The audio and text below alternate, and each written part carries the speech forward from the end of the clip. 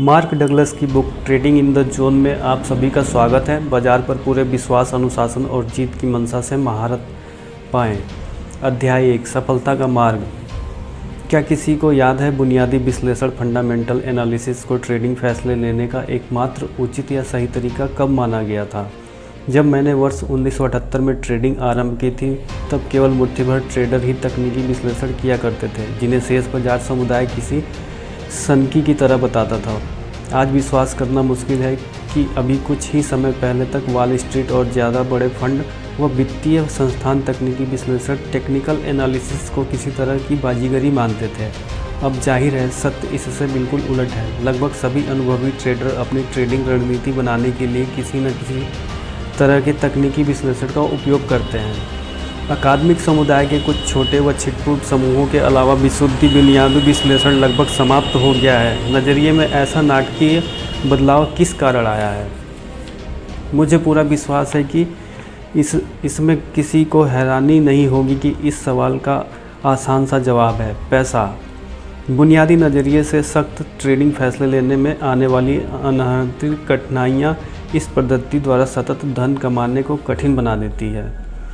आप में से जो लोग बुनियादी विश्लेषण से परिचित नहीं हैं, उन्हें समझता हूँ। बुनियादी विश्लेषण में उन सभी वेरिएबल्स, परिवर्तनशील कारकों पर विचार किया जाता है जो किसी खास स्टॉक, कमोडिटी या फाइनेंशियल इंस्ट्रूमेंट की आपूर्ति और संभावित मांग के बीच तुलनात्मक संतुलन या असंतुलन को प्रभावित करते हों। विश्लेषक एनालिस्ट अक्सर गणितीय मॉडल द्वारा कई तरह के कारकों, ब्याज दरें, बैलेंस शीट, मौसम के मिजाज और बहुत से अन्य महत्वपूर्ण मूल्यांकन करके भविष्य में किसी खास बिंदु पर उसके भाव का अनुमान लगाते हैं। इन मॉडल के साथ समस्या यह है कि इसमें अन्य ट्रेडर्स को शायद ही कभी वेरिएबल्स बनाया जाता है। लोगों की भविष्य संबंधी बनाई गई धारणाओं और आशाओं से भाव को गति मिलती है, किसी मॉडल से नहीं। मॉडल के सभी प्रासंगिक वेरिएबल्स के आधार पर तार्किक व उचित अनुमान लगाना तब व्यर्थ हो जाता है यदि ट्रेडिंग कर रहे अधिकांश ट्रेडर को उस मॉडल का पता ना हो या उन्हें उस पर विश्वास ना हो। बल्कि सच तो यह है कि बहुत से ट्रेडर, खासकर फ्यूचर एक्सचेंज में काम करने वाले, जिनके पास भाव को एक या दूसरी दिशा में प्रभावशाली ढंग से घुमाने की क्षमता होती है, उन्हें भाव को संभावित रूप से प्रभावित करने वाली बुनियादी मांग आपूर्ति कारकों की अवधारणा की भनक तक नहीं होती। इसके अलावा हर समय उनकी ज़्यादातर ट्रेडिंग गतिविधियाँ उन भावनात्मक कारकों की प्रतिक्रिया से प्रेरित होती है जो बुनियादी मॉडल्स के पैमाने से पूर्णतः बाहर होते हैं। दूसरे शब्दों में, वह लोग जिसके परिणाम स्वरूप भाव गति करते हैं हमेशा तार्किक तरीके से नहीं होते हैं। अंततः बुनियादी विश्लेषण की भविष्य में किसी बिंदु के लिए भविष्यवाणी सही नहीं निकलती, लेकिन इसी बीच भाव में इतना ज़्यादा उतार चढ़ाव आ जाता है कि वह अपना उद्देश्य हासिल करने के लिए सौदे में बने रहना असंभव नहीं तो अत्यंत दुष्कर अवश्य हो जाता है। तकनीकी विश्लेषण में विस्थापन। तकनीकी विश्लेषण बाजार के एक्सचेंज के रूप में व्यवस्थित होने के समय से ही मौजूद है, लेकिन ट्रेडिंग समुदाय ने 1970 के दशक के अंत व 1980 के दशक की शुरुआत से पहले तक तकनीकी विश्लेषण को धन कमाने के व्यवहार उपकरण के रूप में कभी स्वीकार नहीं किया था। तकनीकी विश्लेषण को जो पता था वह मुख्य धारा के बाजार समुदाय की पीढ़ियों को समझ आया। किसी भी दिन, हफ्ते या माह में सीमित संख्या में ट्रेडर्स बाजार में उतरते हैं। इनसे बहुत से ट्रेडर्स धन कमाने के प्रयास में कुछ चीज़ें बार बार करते रहते हैं। दूसरे शब्दों में, व्यक्ति व्यवहार पैटर्न विकसित करता है और इन लोगों के एक समूह का दूसरे के साथ लगातार संपर्क बने रहने से सामूहिक व्यवहार पैटर्न बनता है। यह व्यवहार पैटर्न निर्धारित व स्पष्ट होता है और वे सांख्यिकीय विश्वसनीयता के साथ अपने को दोहराते रहते हैं। तकनीकी विश्लेषण इस समूह व्यवहार को अभिज्ञ पहचान योग्य पैटर्न में व्यवस्थित करने वाली पद्धति है, जिससे स्पष्ट संकेत मिल सकते हैं कि एक के बाद दूसरी चीज़ें होने पर क्या होना संभव है। किसी तरह से तकनीकी विश्लेषण आपको सुविधा देता है। आप बाजार के किसी पिछले पैटर्न प्रारूप के आधार पर बाजार के दिमाग में घुसकर यह अनुमान लगा सकें कि आगे क्या होने वाला है। बाजार में भाव की असली चाल को दर्शाने वाली पद्धति के रूप में तकनीकी विश्लेषण विशुद्ध बुनियादी पद्धति से ज़्यादा बेहतर साबित हुआ है। इससे ट्रेडर देख पाता है कि बाज़ार में अब जो चल रहा है उसका अतीत से क्या रिश्ता है, बजाय इसके कि केवल गणितीय मॉडल द्वारा तार्किक और औचित्य के आधार पर पड़ताल करें कि बाज़ार में क्या होने वाला है। वहीं दूसरी ओर बुनियादी विश्लेषण वह निर्मित करता है जिसे मैं जो होना है और जो है के बीच के में वास्तविक अंतराल कहता हूँ। वास्तविक अंतराल यदि सत्य हो तो किसी भी दीर्घावधि भविष्यवाणी का लाभ लेना को अत्यंत कठिन बना देता है। इसके विपरीत तकनीकी विश्लेषण न केवल इस पर वास्तविकता अंतराल के निकट होता है, बल्कि इससे ट्रेडर को लाभ लेने के लिए लगभग असंख्य संभावनाएं भी मिल सकती हैं। तकनीकी पद्धति और भी कई संभावनाओं को खोल देती है, क्योंकि यह उसकी पहचान करता है। प्रत्येक टाइम फ्रेम में हर क्षण दैनिक, साप्ताहिक, वार्षिक और इसके बीच के समय में व्यवहार पैटर्न ने अपने को कैसे दोहराया है। दूसरे शब्दों में तकनीकी विश्लेषण बाजार को ऐसी अत्यंत संभावनाओं के प्रवाह में बदल देता है जिससे लाभ लिया जा सकता है। मानसिक विश्लेषण में विस्थापन। यदि तकनीकी विश्लेषण इतनी अच्छी तरह काम करता है तो ट्रेडिंग समुदाय के ज़्यादा से ज़्यादा लोग बाजार के तकनीकी विश्लेषण से अपने मानसिक विश्लेषण अर्थात उनकी किसी अपनी व्यक्तिगत ट्रेडिंग मानसिकता की तरफ विस्थापित क्यों हो रहे हैं। इस सवाल का जवाब पाने के लिए आपको शायद बस मानसिक विश्लेषण करना है कि यदि तकनीकी विश्लेषण इतनी अच्छी तरह काम करता है तो क्यों खरीदते समुदाय के ज़्यादा से ज़्यादा लोग बाजार की तकनीकी विश्लेषण से अपने मानसिक विश्लेषण अर्थात उनकी अपनी व्यक्तिगत ट्रेडिंग मानसिकता की तरफ विस्थापित क्यों हो रहे हैं। इस सवाल का जवाब पाने के लिए आपको शायद बस इतना करना है कि अपने आप से सवाल करें कि यह आप ऑडियो बुक क्यों सुन रहे हैं। इसका सबसे संभावित कारण यह होगा कि आप जिस धन कमाने की असीमित संभावनाएं मानते हैं और आप जिस निचले स्तर पर खड़े हैं उनके बीच के अंतराल को लेकर असंतुष्ट हैं। यदि आप इससे समस्या मानते हैं तो तकनीकी विश्लेषण के साथ बस यही एक समस्या है। एक बार जब आप पैटर्न पहचानना और बाज़ार को पढ़ना सीख जाते हैं तो आपको यहाँ धन कमाने की अनंत संभावनाएं दिखने लगती हैं। लेकिन शायद यह अंदाज़ा आपको भी होगा, आपकी जानकारी और उससे सतत मुनाफा कमाने या इक्विटी करों को स्थिर रूप से बढ़ाने के ज्ञान में तब्दील करने की आपकी क्षमता को बड़ा अंतर है। ज़रा सोचिए, अब आपने कितनी बार प्राइस चार्ट को देखकर खुद से कहा होगा लगता है बाज़ार चढ़ने वाला है या गिरने वाला है, और आपने जैसा सोचा था वैसा ही हुआ। लेकिन आप बाज़ार की चाल को देखते रहने और अपने धन कमाने से चूकने को लेकर दुखी होने के अलावा और कुछ नहीं कर सके। बाज़ार में किसी चीज़ के होने की भविष्यवाणी करना और यह सोचना कि आप इससे कितना पैसा कमा सकते थे और वास्तव में सौदा खरीदने या बेचने के बीच बड़ा अंतर है। मैं इसे ऐसे ही अन्य अंतर को मानसिक अंतराल कहता हूँ, जो आपके लिए ट्रेडिंग के विकल्प को अत्यंत दुर्लभ और इसमें माहिर बनने को निश्चित ही सबसे बड़ा रहस्य बना देते हैं। अब बड़ा सवाल यह है कि क्या ट्रेडिंग में महारत मिल सकती है?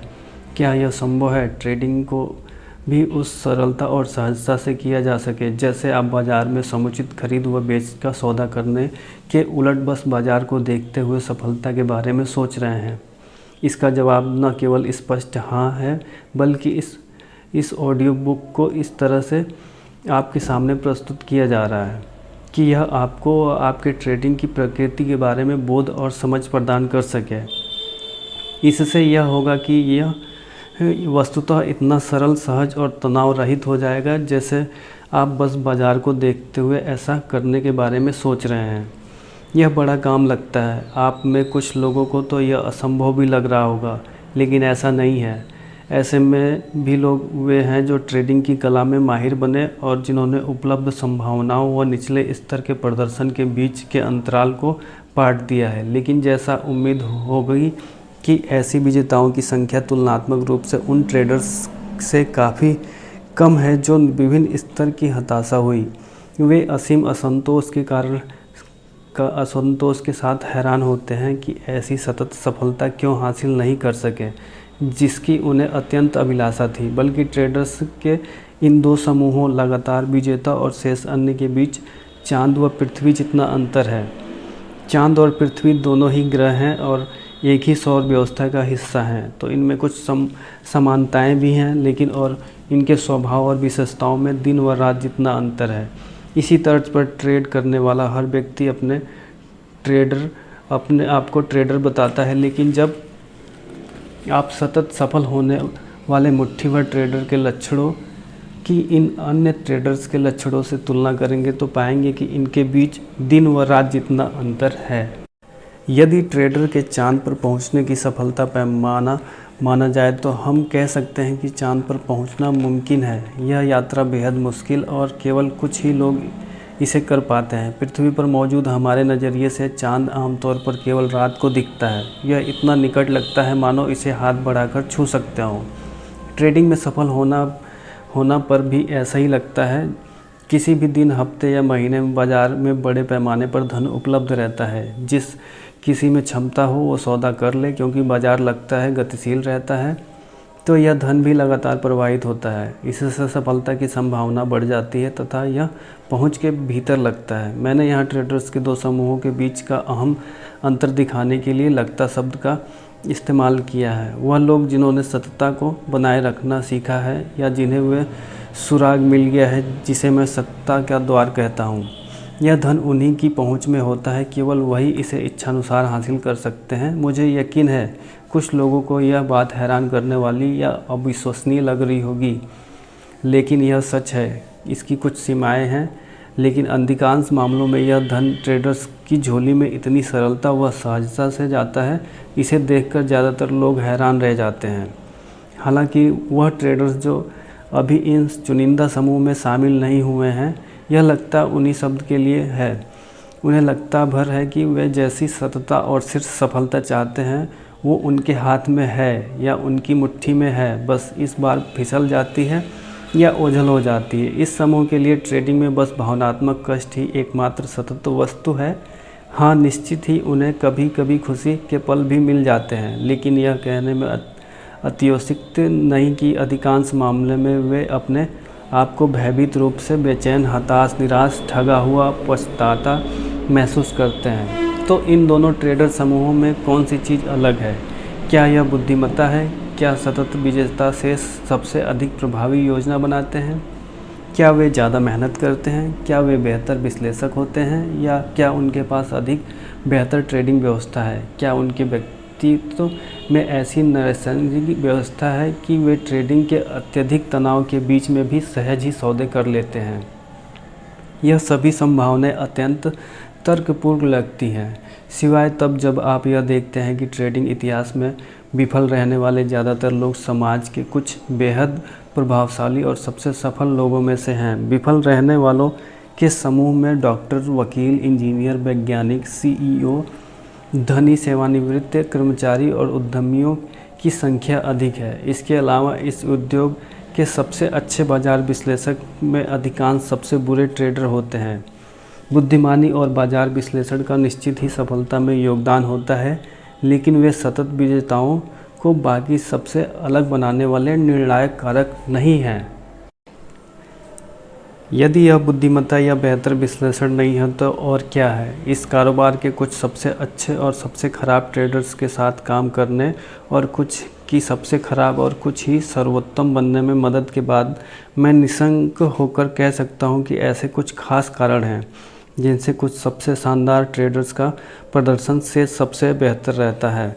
मैं बस यही कहूँगा कि अच्छे ट्रेडर्स से सबसे अलग तरह से सोचते हैं। मैं जानता हूँ कि ज़्यादा गंभीर नहीं लगता, लेकिन यदि आप अलग सोच रखने पर विचार करें तो इसके प्रभाव बहुत गंभीर होते हैं। हम सबकी सोच कभी न कभी से सबसे अलग होती है। हम शायद इस तथ्य पर हमेशा ध्यान नहीं दे पाते कि किसी घटना पर शेष सबका बोध और व्याख्या हमारे ही जैसी होगी, बल्कि यह मान्यता तब तक बनी रहती है जब तक हम स्वयं मूलतः किसी मामले में दूसरे से बुनियादी रूप से असहमत नहीं हो जाते। हमारे शरीर विशेषताओं के अलावा हमारी सोच हमें शेष सबसे विशिष्ट बनाती है, बल्कि शायद यह हमें हमारी शारीरिक विशेषताओं से भी ज़्यादा विशिष्ट बनाती है। चलिए वापस ट्रेडर्स पर लौटते हैं। अच्छे ट्रेडर्स का सोचने का तरीका अपनी सोच से संघर्ष कर रहे व्यक्तियों से किसी भी तरह के भिन्न होता है। यदि बाजार को अनंत संभावनाओं का मैदान मान ले तो इनका ऐसे व्यक्तियों के साथ निरंतर मुकाबला चलता रहता है जो सबसे सतत हैं, जो आपके लिए प्रतिकूल मनोवैज्ञानिक अवस्था है। बाजार में ट्रेड करने वाले हर व्यक्ति कभी न कभी बाजार के बारे में कुछ सीख ही जाता है, जिससे उससे मौजूदा अवसरों के संकेत मिल जाते हैं। लेकिन खरीदने या बेचने के अवसर पहचानना सीखने का यह मतलब नहीं है कि आपने ट्रेडर की तरह सोचना सीख लिया है। सतत विजेताओं को से सबसे अलग बनाने वाली विशेषता है कि विजेताओं के पास एक विशेष तरह का रवैया, ऐसी मानसिकता होती है जो उन्हें अनुशासित, केंद्रित और सबसे बढ़कर सभी प्रतिकूल स्थितियों में भी विश्वास से भरपूर रखती है। इसका परिणाम यह होता है कि वे उन्हें आम भय व ट्रेडिंग त्रुटियों को लेकर संदेहशील नहीं होते, जिनसे शेष सब पीड़ित रहते हैं। ट्रेड करने वाला हर व्यक्ति आखिरकार बाजार के बारे में कुछ न कुछ सीख ही लेता है। ट्रेड करने वाले में रवैये रखने वाले बहुत कम हैं जो सतत विजेता बनने के लिए सबसे महत्वपूर्ण हैं। जिस तरह लोग गोल्फ क्लब या टेनिस या रैकेट घुमाने का सही तकनीक में माहिर होना सीखते हैं, उसमें उनकी सतता या इसकी कमी का कारण निश्चित ही उनका रवैया होता है। जो ट्रेडर सतता के द्वार को पार कर जाते हैं, उन्हें बाजार में परिवेश में भी प्रभावी ढंग से कार्य करने वाला रवैया हासिल करने से पहले अक्सर अत्यधिक कष्ट, भावनात्मक व वित्तीय दोनों ही से गुजरना पड़ता है।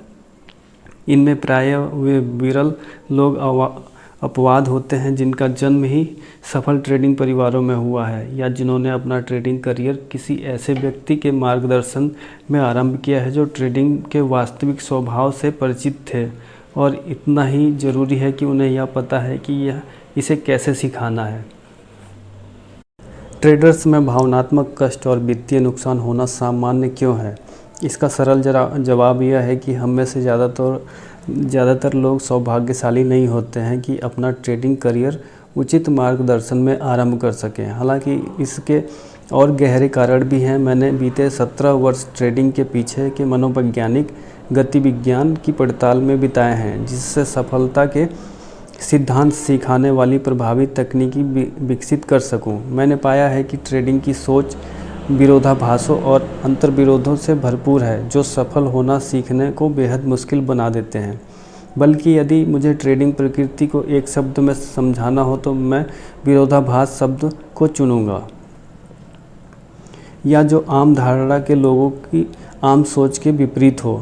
ट्रेडर्स के बीच वित्तीय व भावनात्मक विपत्ति इसलिए आम है क्योंकि ऐसे नज़रिए, रवैये और सिद्धांत की बहुतायत है जो अन्य स्थितियों में बिल्कुल खरे उतरते हैं और हमारे दैनिक जीवन में भली भांति काम करते हैं, लेकिन ट्रेडिंग वातावरण में उनका बिल्कुल उलट प्रभाव होता है। वे काम नहीं करते। इससे अनजान ज़्यादातर ट्रेडर्स इस बुनियादी समझ की कमी के साथ करियर की शुरुआत करते हैं कि ट्रेडर होने का क्या मतलब है, इसके लिए कौन से कौशल चाहिए और इसके लिए इन कौशल की किन गहराइयों को विकसित करना होगा। मैंने जिस बारे में बात कर रहा हूँ उसका एक शानदार उदाहरण है। ट्रेडिंग बुनियादी के रूप में जोखिमपूर्ण है।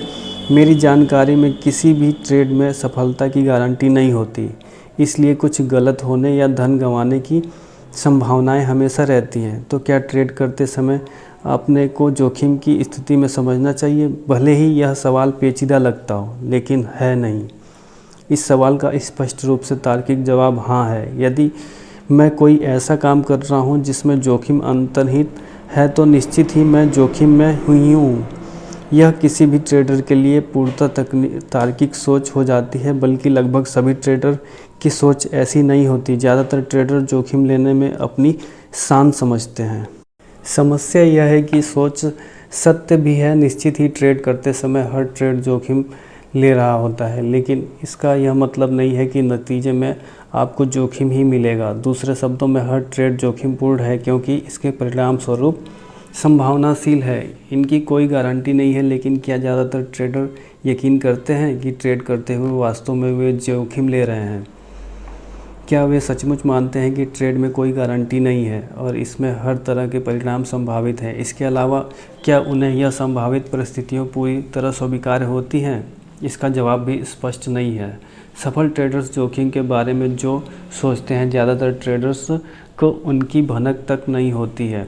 अच्छे ट्रेडर्स न केवल जोखिम लेते हैं बल्कि उन्हें उस जोखिम को स्वीकार करना व अपनाना भी सीखा होता है। ट्रेड करने भर से अपने को जोखिम लेने वाला मान लेना और हर सौदे के अंतर्हीन जोखिमों को पूरी तरह स्वीकार करना दोनों के बीच बड़ा मानसिक अंतर है। जब आप जोखिमों को पूरी तरह स्वीकार करते हैं जो इसका आपके प्रदर्शन के न्यूनतम स्तर पर गहरा प्रभाव पड़ता है। अच्छे ट्रेडर्स किसी भी ट्रेड को बिना पल भर झकझोरे संशय में पढ़ कर करते हैं। वे इतने ही मुक्त भाव से बिना किसी झिझक या संशय के स्वीकार करते हैं कि वो विफल भी हो सकते हैं। वे ट्रेड से बाहर निकल जाते हैं भले ही नुकसान हो, और ऐसा करते हुए जरा भी भावनात्मक असहजता नहीं दर्शाते। दूसरे शब्दों में ट्रेडिंग को अंतर्निहित जोखिम अच्छे ट्रेडर्स को उनके अनुशासन, ध्यान केंद्र या विश्वास की भावना से डिगा नहीं पाता। यदि आप बिना किसी भावनात्मक असहजता, विशेष रूप से भय के बिना ट्रेड नहीं कर सकते, तो आपने ट्रेडिंग के अंतर्हीन जोखिमों को स्वीकार करना नहीं सीखा है। यह एक बड़ी समस्या है क्योंकि आप जोखिम को जिस सीमा तक स्वीकार करते हैं, आप जोखिम से उसी सीमा तक बच सकते हैं। जिससे बच नहीं सकते, उससे बचने की कोशिश करने का आपकी सफल ट्रेड करने की क्षमता पर बुरा प्रभाव हो सकता है। किसी भी काम में जोखिम को सचमुच स्वीकार करना सीखना कठिन होता है, लेकिन यदि ट्रेडर्स का जो दांव पर लगा है उस पर विचार करें तो यह उनके लिए और भी ज़्यादा कठिन होता है। हमारा सबसे बड़ा भय मृत्यु या सार्वजनिक भाषण के अलावा क्या है? निश्चित ही धन गंवाना और गलत साबित होना। यह दोनों ही इस सूची में अव्वल नंबर पर होंगे। अपनी गलती स्वीकार करना और किसी काम में धन गंवाना बड़े कष्ट का कारण बन सकते हैं। निश्चित ही इनसे बचना चाहिए। हालांकि बतौर ट्रेडर हमें ट्रेड करते वक्त इन दोनों संभावनाओं को लगभग हर क्षण सामना करना पड़ता है। अब आप अपने आप से कह रहे होंगे कि इससे चोट पहुंचने के तथ्य के अलावा यह स्वाभाविक है कि कोई भी कुछ गलत होना या कुछ गंवाना नहीं चाहता। इसलिए मेरे लिए यह उचित है कि बचने के लिए जो संभव हो करूं। मैं आपसे सहमत हूं, लेकिन यह स्वाभाविक मनोवृत्ति भी है जो ट्रेडिंग जो आसान दिखाई देता है को अत्यंत कठिन बना देती है। ट्रेडिंग में बुनियादी रूप से विरोधाभास है। हम लगातार अनिश्चितता के बीच अनुशासित, केंद्रित और विश्वासपूर्ण कैसे रह सकते हैं? जब आप ट्रेडर की तरह सोचना सीख लेते हैं तब आप ऐसा कर सकते हैं कि अपने ट्रेडिंग गतिविधियों को इस तरह पुनः परिभाषित करना सीखना जिससे आप जोखिम को पूरी तरह स्वीकार करने लगें। यह सफल ट्रेडर के जैसे सोच की कुंजी है। जोखिम को स्वीकार करना सीखना एक ट्रेडिंग कौशल है, एक सबसे अहम कौशल जिसे आपको सीखना है। फिर भी यह विरल ही है क्योंकि विकसित होते ट्रेडर इसे सीखने पर ध्यान दें, इसके लिए प्रयास करें। जब आप जोखिम स्वीकारता का ट्रेडिंग कौशल सीख लेते हैं तो बाजार ऐसी कोई जानकारी उत्पन्न नहीं कर सकता जिसे आप कष्टकारी मान या बता सकें। जब बाजार में उत्पन्न जानकारी में आपको भावनात्मक कष्ट पहुंचाने की संभावना ना हो तो बचने के लिए कुछ शेष नहीं रह जाता। ये बस जानकारी होता है जो आपको संभावनाओं के बारे में बताती है। इसे उद्देश्य परिप्रेक्ष्य कहते हैं। वह जो आपके कुछ होने ना होने से भय से ना तो हटना है और ना ही विकृत होना है। मुझे पूरा विश्वास है कि आप इस ऑडियो बुक से काफ़ी कुछ सीखेंगे। बाजार में सचमुच संकेत दिखने लगे या बाजार के संकेत उत्पन्न करने के लंबे समय बाद तक ट्रेड नहीं करेगा। ट्रेडर अपने आप को इसका यकीन नहीं दिलाते कि उन्हें नुकसान ना हो और जिसके परिणाम स्वरूप यह और बड़ा हो जाता है, या वह सफल होने वाले ट्रेड से जल्दी बाहर निकल आता है, या उसके पास सफल ट्रेड होते हैं लेकिन कोई मुनाफा नहीं कमा पाते और इससे ट्रेडर्स को नुकसान होता है, या वे अपने एंट्री पॉइंट के निकट ही स्टॉप लॉस लगा देते हैं जिससे नुकसान होता है क्योंकि बाज़ार वापस लौटने लगता है। और कुछ ऐसी त्रुटियां हैं जो ट्रेडर अक्सर समय समय पर करते रहते हैं। यह बाज़ार उत्पन्न त्रुटियां नहीं हैं, यानी कि यह त्रुटियां बाज़ार से नहीं आई हैं। बाज़ार निष्पक्ष है इस मायने में कि यह गति करता है और अपने बारे में जानकारियां उत्पन्न करता है। यह गति और जानकारियां हम सबको उपलब्ध होती हैं ताकि हम कुछ कर सकें, बस इतना ही है। बाज़ार के पास उसे लेकर कोई विशेष शक्ति नहीं है। कि हम में से हर एक व्यक्ति इन जानकारियों को किस तरह समझता और व्याख्यात करता है, और ना ही हमारे पास इसके परिणाम स्वरूप फैसला और गतिविधियों पर उसका नियंत्रण है। मैंने जिन त्रुटियों का पूर्व में उल्लेख किया है उसके साथ ही और भी कई त्रुटियां इसका परिणाम होती हैं, जिसे मैं त्रुटिपूर्ण ट्रेडिंग रवैया या नज़रिया कहता हूँ। त्रुटिपूर्ण रवैया जो हमारे भीतर आशा और आत्मविश्वास की जगह भय का पोषित करता है। मुझे नहीं लगता कि मैं सतत विजेताओं और शेष सबके बीच के अंतर को इससे अधिक सरलता से व्यक्त कर सकता हूँ। अच्छे ट्रेडर्स भयभीत नहीं होते। वे इसलिए भयभीत नहीं होते क्योंकि उन्होंने ऐसे रवैया विकसित कर लिया होता है जो उन्हें बाजार के बताए नज़रिए से ट्रेड करने और उससे निकलने के लिए उच्चतम दर्जे की मानसिकता लचीलापन प्रदान करता है। इसके साथ ही अच्छे ट्रेडर्स ऐसा रवैया विकसित कर लेते हैं जो उन्हें असावधान होने से रोकता है। से सभी न किसी हद तक भयभीत होते हैं। जब वो भयभीत नहीं होते तो असावधान हो जाते हैं और वो अपने लिए ऐसा अनुभव तैयार कर लेते हैं जिन्हें उन्हें आगे चलकर भयभीत होने का कारण देता है। आपसे जो ट्रेडिंग त्रुटियां हो जाती हैं उनमें से 95% के कारण आप अपने धन को खुद अपनी आंखों के सामने गंवा बैठते हैं। यह आपके गलत होने, धन खोने, चूकने और उम्मीद के कम धन मिलने के रवैये से उपज होता है, जिन्हें मैं 4 प्रमुख ट्रेडिंग भय कहता हूँ। अब आप कह सकते हैं मुझे यह सब नहीं पता था। मुझे हमेशा यही लगता है कि ट्रेडर्स में बाजार को लेकर स्वस्थ भय होना चाहिए। पुनः यह एक पूर्णतः तार्किक और उचित संकल्पना है, लेकिन जब बात ट्रेडिंग की होती है तब आपका भय आपके खिलाफ इस तरह से काम करता है कि आप जिस चीज़ से सबसे ज़्यादा भयभीत होते हैं वही हो जाता है। यदि आपको गलत होने का भय है तो आपका भय आपके बाज़ार की जानकारियों से संबंधित नज़रिए पर इस तरह काम करता है कि आप कुछ ऐसा कर बैठते हैं जिसके कारण अत्यंत गलत हो जाते हैं। जब आप भयभीत होते हैं तब और संभावनाएं मौजूद नहीं रहती।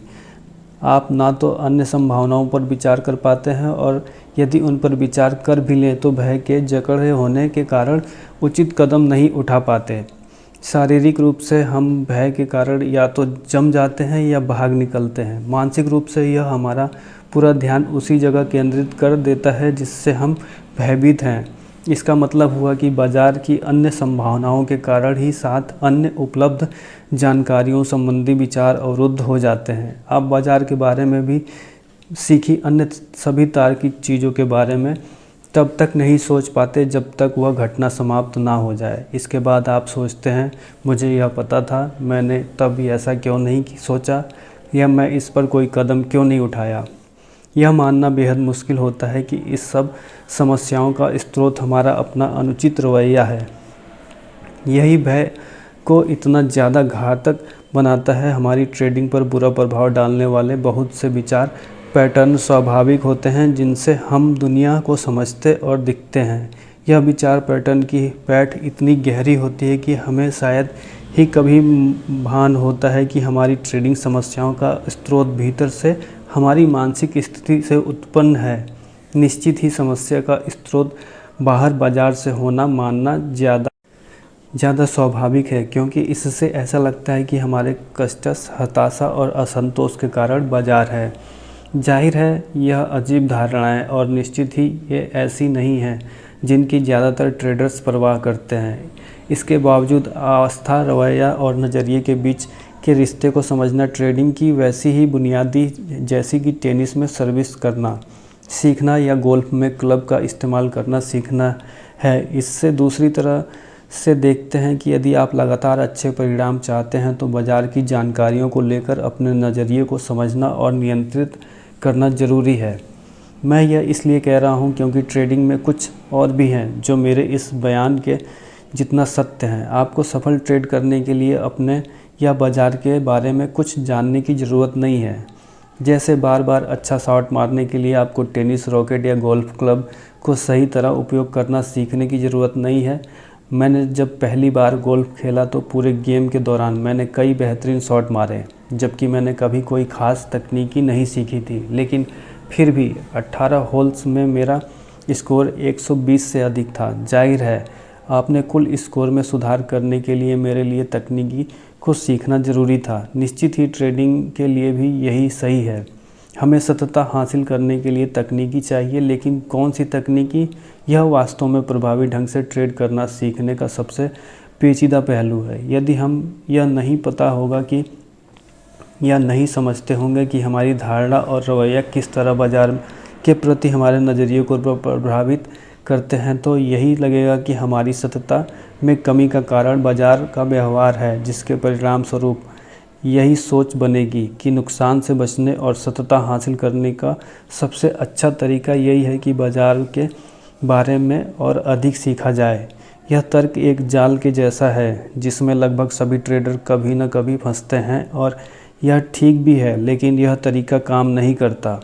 बाजार सहज ही विचार करने के लिए कई तरह के और अक्सर विरोधी वेरिएबल्स देता है। इसके अलावा बाजार के व्यवहार की कोई सीमा नहीं होती है, वो किसी भी क्षण कुछ भी कर सकता है। बल्कि सच तो यह है कि ट्रेड करने वाला हर एक व्यक्ति बाजार का वेरिएबल है। यह कहा जा सकता है कि एक अकेले ट्रेडर के कारण लगभग कुछ भी हो सकता है।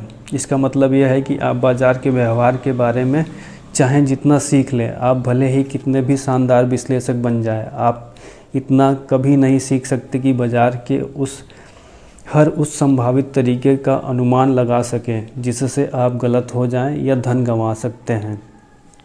तो यदि आप गलत होने या धन गंवाने से भयभीत हैं, तो इसका मतलब यह है कि आप अभी इतना नहीं सीखे हैं कि इन नकारात्मक भय द्वारा आपकी वस्तुनिष्ठ होने की क्षमता या बेझिझक कदम उठाने की क्षमता से पार पा सकें। दूसरे शब्दों में, किसी सतत अनिश्चितता का सामना करने पर आपका विश्वास डगमगा जाएगा। यह ट्रेडिंग की ठोस और कठोर वास्तविकता है कि हर ट्रेड के अनिश्चित परिणाम होते हैं। जब तक आप सभी अनिश्चित परिणामों की संभावनाओं को पूरी तरह स्वीकार करना नहीं सीख लेते, तब तक जिन संभावनाओं को कष्टकारी मानते हैं, जाने अनजाने उनसे बचने का प्रयास करते हैं। इस प्रक्रिया में आप अपने आप को अनेक आत्म आरोपित व हानिकारक त्रुटियों का शिकार बना देते हैं। अब मैं यहाँ तक नहीं कह रहा हूँ कि हमें अवसरों को प्रभावित करने व पहचानने के लिए किसी भी तरह के बाजार विश्लेषण या पद्धति की आवश्यकता नहीं है। यह जरूरी है कि हालांकि बाजार विश्लेषण सतत परिणाम पाने का मार्ग नहीं है, इससे हमारी उन ट्रेडिंग समस्याओं का निवारण नहीं हो सकता जो हमारी आत्मविश्वास की कमी, अनुशासन अभाव, अनुचित ध्यान केंद्रण से उत्पन्न है। जब आप यह मानते हुए काम करते हैं कि अधिक या बेहतर विश्लेषण से आप सततता उत्पन्न कर सकते हैं, तब आप अपने ट्रेडिंग टूल के शस्त्रागार में जितने हो सके उतने बाजार वेरिएबल्स एकत्रित करने लगते हैं। लेकिन जब तब क्या होता है, जब आप किसी ऐसी चीज़ जिसे आपने देखा नहीं या जिस पर पर्याप्त विचार नहीं किया, उससे बार बार बाजार से मात खाते हैं और निराश होते हैं। आपको लगने लगता है कि आप बाजार पर विश्वास नहीं कर सकते, लेकिन सच तो यह है कि आपको खुद अपने आप पर विश्वास नहीं है। आत्मविश्वास और भय दिमाग की अंतर्विरोधी स्थितियां हैं, और इन दोनों का ही जन्म हमारी धारणाओं और रवैये से होता है। आप जितना धन गंवाने का जोखिम ले सकते हैं, उससे अधिक धन गंवाने के वातावरण में आत्मविश्वास के साथ काम करने के लिए आपको अपने पर पूरा विश्वास होना चाहिए। हालांकि यह विश्वास तब तक बना सकते हैं जब तक अपने आप दिमाग के विचार करने के लिए स्वाभाविक आवेगों से दूर नहीं करते, जो लगातार सफल ट्रेडर बनने के प्रति हानिकारक है। बाजार के व्यवहार का विश्लेषण करना सीखना उपयोगी प्रशिक्षण नहीं है। अब आपके पास दो विकल्प हैं। आप जितना अधिक हो सके उतने वेरिएबल्स के बारे में सीखकर जोखिम समाप्त करने का प्रयास कर सकते हैं। मैं इस विश्लेषण को ब्लैक होल कहता हूँ, क्योंकि यह चरम हताशा का मार्ग है। या आप अपनी ट्रेडिंग गतिविधियों को इस तरह पुनः परिभाषित करना सीख सकते हैं कि आप वास्तव में जोखिम को स्वीकार कर सकें और इससे भयभीत ना हो। जब आपकी मन स्थिति ऐसी हो जाए जहां आप जोखिम को सचमुच स्वीकार करने लगे, तब आपके पास बाजार की जानकारियों की कष्टकारी परिभाषा व व्याख्या नहीं करेंगे। बाजार की जानकारियों की कष्टकारी परिभाषा ना करके आप तार्किक झिझक, जल्दीबाजी में कदम उठाना, बाजार से धन पाने की उम्मीद लगाना और अपनी अक्षमता को संभावित नुकसान से बाजार द्वारा बचाव करने की आशा को भी समाप्त कर देते हैं। जब तक आप तार्किक, नियोजित, झिझक, आशा, जल्दबाजी में कदम उठाने जैसी त्रुटियों से प्रभावित रहेंगे, तब तक आपको अपने पर भरोसा नहीं होगा।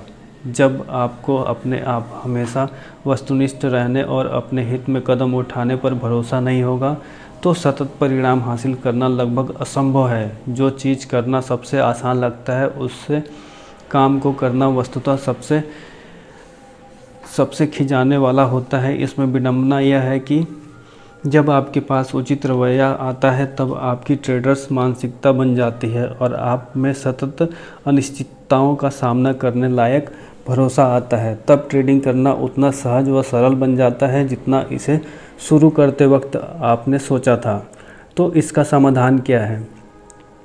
आपके अपना ट्रेडिंग संबंधी रवैया और धारणा को इस तरह संतुलित करना सीखना होगा कि आप बिना किसी भय के ट्रेड कर सकें, लेकिन इसके साथ ही ऐसे फ्रेमवर्क में भी बने रहें जहां असावधानी की गुंजाइश ना हो। इस पुस्तक या इस ऑडियो को आपको ठीक यही सिखाने के लिए बनाया गया है।